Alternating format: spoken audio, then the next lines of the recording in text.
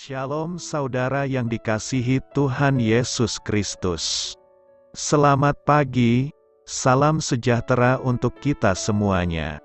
Selamat datang kembali di Renungan Rohani pagi hari ini.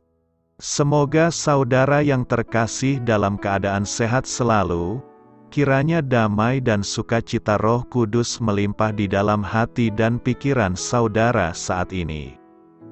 Sebelum kita mulai renungan pagi ini, marilah kita bersama-sama berdoa. Tuhan Yesus, terima kasih sudah membangunkanku pagi hari ini. Terima kasih atas penyertaan dan perlindungan Tuhan. Semua karena karunia Tuhan aku dapat bangun dengan pagi hari ini. Aku menyerahkan seluruh aktivitasku hari ini ke dalam kuasa tangan Tuhan. Jauhkanku dari yang jahat, ya Tuhan. Tuhan Yesus, tolong lindungi dan berkati aktivitasku hari ini. Tolong berkati juga keluarga dan teman-temanku, Bapa Surgawi, oleh karya Roh Kudus. Tolonglah aku untuk menjauhi segala sesuatu yang melukai hati-Mu. Ampunilah segala dosa kami, ya Tuhan. Dalam nama Tuhan Yesus, aku sudah berdoa. Amin.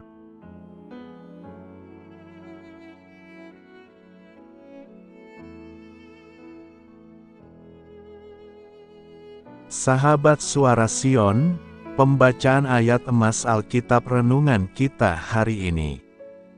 Nats pilihan kita adalah, peganglah segala sesuatu yang telah engkau dengar dari aku sebagai contoh ajaran yang sehat dan lakukanlah itu dalam iman dan kasih di dalam Kristus Yesus. Tertulis dalam kitab 2 Timotius 1 ayat 13. Bacaan kita terambil dari kitab 2 Timotius 1 ayat 8 sampai dengan ayat 13. Jadi janganlah malu bersaksi tentang Tuhan kita dan janganlah malu karena aku, seorang hukuman karena Dia, melainkan ikutlah menderita bagi Injil-Nya oleh kekuatan Allah. Dialah yang menyelamatkan kita dan memanggil kita dengan panggilan kudus, bukan berdasarkan perbuatan kita, melainkan berdasarkan maksud dan kasih karunia-Nya sendiri, yang telah dikaruniakan kepada kita dalam Kristus Yesus sebelum permulaan zaman dan yang sekarang dinyatakan oleh kedatangan Juru Selamat kita Yesus Kristus, yang oleh Injil telah mematahkan kuasa maut dan mendatangkan hidup yang tidak dapat binasa. Untuk Injil inilah aku telah ditetapkan sebagai pemberita, sebagai rasul dan sebagai guru. Itulah sebabnya aku menderita semuanya ini, tetapi aku tidak malu, karena aku tahu kepada siapa aku percaya dan aku yakin bahwa Dia berkuasa memeliharakan apa yang telah dipercayakannya kepadaku hingga pada hari Tuhan. Peganglah segala sesuatu yang telah engkau dengar daripadaku sebagai contoh ajaran yang sehat dan lakukanlah itu dalam iman dan kasih dalam Kristus Yesus. Terambil dari kitab 2 Timotius 1 ayat 8 sampai dengan ayat 13. Inti dari ayat emas renungan kita adalah, jangan menjadi seorang Kristiani KTP. Mari kita mulai renungan kita. Judul renungan kita hari ini adalah Sudut Pandang Ateis. Mari kita mulai kisah inspiratif. 3 orang pria yang mengaku sebagai ateis memutuskan untuk mencicipi dan memberi laporan tentang beberapa gereja yang ada di kota mereka.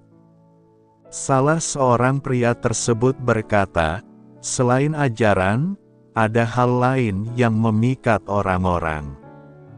Kami sebenarnya tidak melihat adanya banyak doktrin, daya tariknya sebagian besar terletak pada komunitas itu sendiri.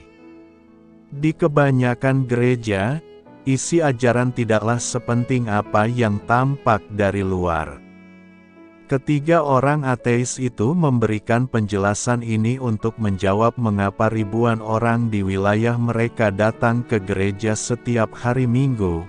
Daya tarik itu ternyata berasal dari identitas Kristiani seseorang, bukan dari apa yang diajarkan agama. Pengalaman mereka mirip dengan pengamatan penulis A.W. Tozer yang berkata, jumlah orang Kristiani yang meningkat menjadi sesuatu yang memalukan apabila dicermati dari sisi kebenaran.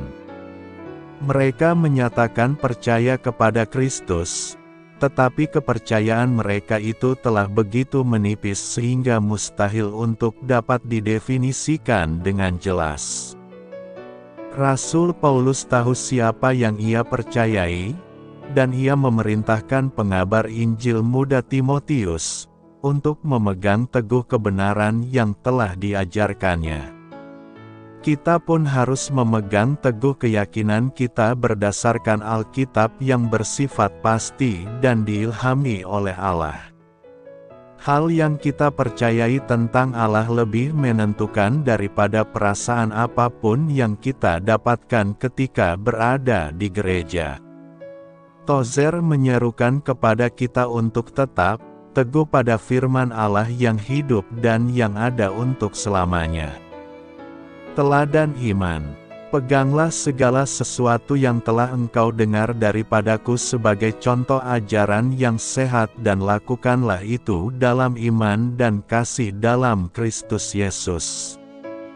2 Timotius 1 ayat 13. Ada satu ilustrasi yang menceritakan seorang ibu muda dengan anaknya yang balita. Anak ini terus berada di belakang sang ibu, berusaha mengikuti jejak telapak kaki ibunya, baik ketika ada di dapur, di kamar tidur, dan di lorong rumah. Tindakan anak itu sangat mengganggu ibunya yang sedang bekerja. Ia pun meminta anaknya itu pergi bermain ke ruangan lain. Anak itu menjawab, "Ibu, saat sekolah minggu kemarin, saya diminta untuk mengikuti Tuhan Yesus, tapi saya tidak bisa melihat Tuhan Yesus. Saya hanya dapat melihat ibu, makanya saya mengikuti ibu." Rasul Paulus mengingatkan Timotius agar tetap setia melakukan tugas-tugasnya, dengan memperhatikan ajaran yang telah ia dengar darinya. Namun, saat Timotius melakukan tugas-tugasnya, sesungguhnya dasarnya bukanlah nasihat Paulus, melainkan iman dan kasihnya kepada Yesus Kristus. Maka, ajaran tentang Kristus yang disampaikan oleh Timotius adalah Injil sebagaimana diajarkan oleh Paulus. Iman dan kasih kepada Kristus seharusnya menjadi bagian yang utuh dalam kehidupan anak-anak Tuhan. Beriman kepada Kristus bukan sekadar mengaku percaya dengan mulut kita, namun bagaimana meneladankan kasih Kristus tersebut dalam kehidupan kita sehari-hari. Sadar atau tidak, sang ibu menjadi teladan bagi anaknya. Paulus menjadi teladan bagi Timotius. Bagaimana dengan hidup kita? Apakah sudah menjadi teladan iman? Doa, melalui bibir kita mengatakan beriman kepada Tuhan, namun biarlah iman kita juga tampak dalam hidup sehari-hari. Amin. Doa saya menyertai saudara sekalian. Saya memberkati Anda agar sewaktu Anda mencarinya dari Dia, Bapa Surgawi Anda akan memberikan bagi Anda roti harian Anda, dalam nama Yesus Kristus. Tuhan yang berkuasa atas alam semesta dan menuntun kita kepada iman yang menyelamatkan. Tuhan Yesus menyertai senantiasa. Tuhan memberkati. Amin.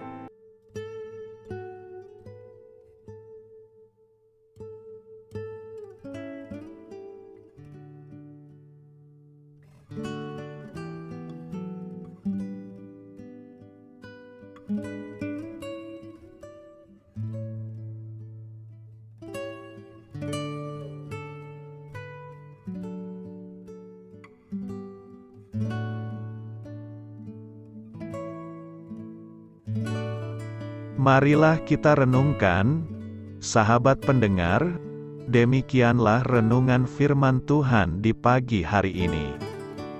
Semoga menjadi berkat di dalam hidup kita.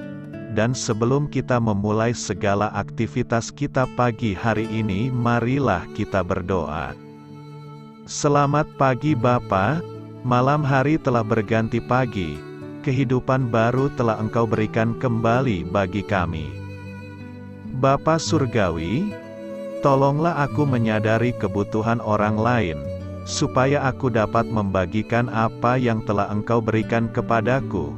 Pada saat aku membutuhkan, berilah aku keyakinan bahwa Engkau akan mencukupkanku, melalui orang-orang yang mengasihi-Mu. Bukan karena kami pantas atau layak, namun karena kasih karunia-Mu, kami boleh ada, sebagaimana kami ada di pagi hari ini. Terima kasih Tuhan, atas kesempatan baru yang telah Tuhan berikan kepada kami, untuk bisa memperbaiki diri agar kami bisa lebih layak di hadapan-Mu. Hari ini kami serahkan semua perkara dan kesulitan yang akan kami lalui ke dalam tangan-Mu.